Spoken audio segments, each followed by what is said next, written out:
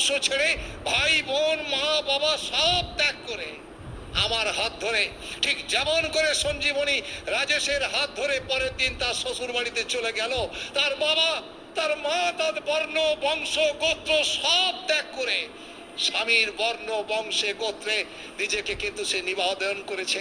শ্রী শ্রী ঠাকুর বলছেন, বিবাহ করে নারী, কন্যা কিন্তু বিবাহ করে, আর পুরুষ করে উদ্বাহ, অর্থাৎ ওই নারীকে সঙ্গে নিয়ে এই সংসারটাকে একটু একটু করে বর্ধনার দিকে এগিয়ে নিয়ে যাবে।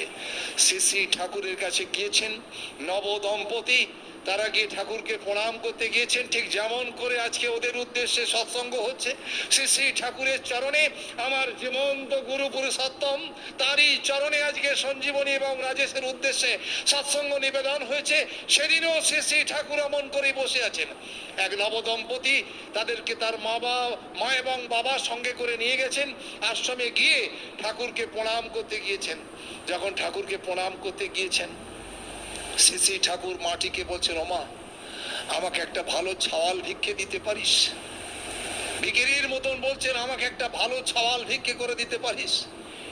এ দেশটা মাটি দিয়ে গড়া নয়, এ দেশটা মানুষ দিয়ে গড়া, আর মানুষ কিন্তু জন্মাবে মায়ের পেটে। এজন্যই মায়ের কেশ বেশ বোধ ব্যবহার এই চার নারীর অলংকার। শ্রী শ্রী ঠাকুর